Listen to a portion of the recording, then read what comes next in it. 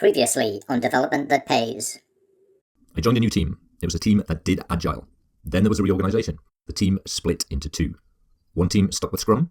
One team moved to Kanban. Team Kanban thought that they were hot stuff, but their board told a very different story. Then one day, our project manager, come Scrum Master, come all-round superstar, resigned. Hi, this is Gary. Welcome to Development That Pays. It was a dark time for Team Scrum. We just lost our project manager, and news came in that an external Agile coach was going to be parachuted in. Someone looked him up online. Very high profile, very expensive, and very, very Kanban.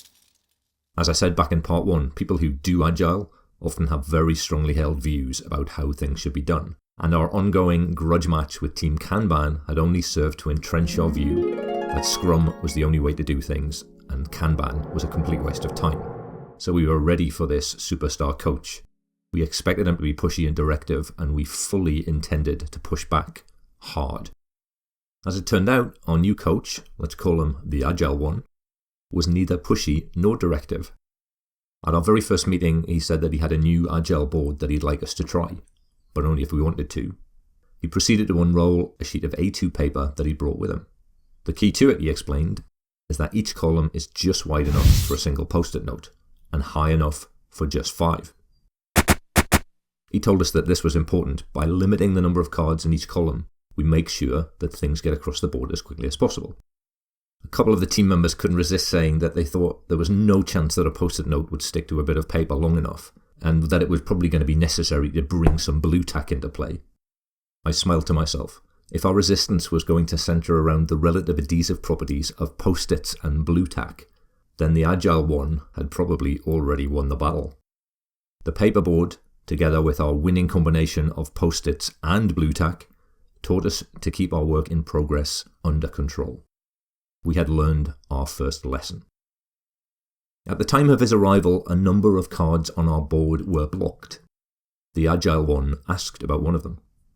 "We're waiting for so-and-so to get back to us," I said. "What can we do to move it along?" I said, well, I could email him today. Clearly the wrong answer. "Where's his office?" "In the next building." "Let's go and talk to him." "Okay, when should we go?" "Right now." And so we did. We walked to the next building, found this person, and had a really relaxed conversation. The Agile One asked questions, and what was blocked magically became unblocked. None of us could really match the Agile One's ability to make problems disappear, but we did in time learn the value of talking to people face to face to get issues unblocked. And in the case of new cards, to make sure that they didn't get blocked in the first place.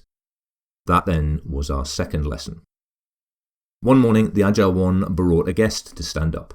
It transpired that the Agile One was moving on to bigger and better things, and the new person was to be his replacement.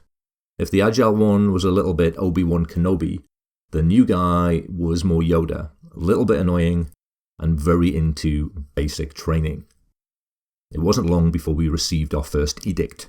"Release more often, you must." Sorry, couldn't resist. He didn't really talk like that. We explained that releasing in this place was very time-consuming, very prone to error, and really none of us liked doing it.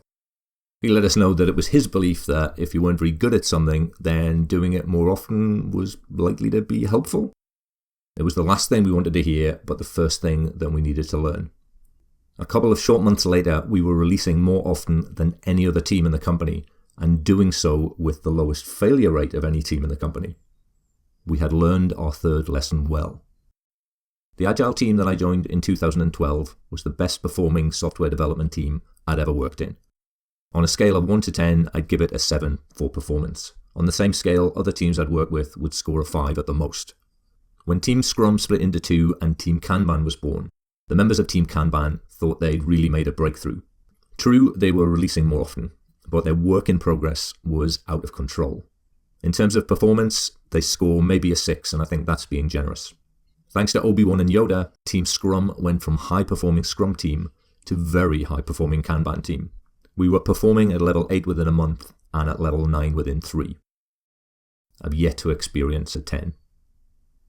Thank you very much for watching. I hope you enjoyed the tale of two Agile teams. This is sadly the last episode of 2015. I'll be back with a brand new episode on the first Wednesday of January 2016.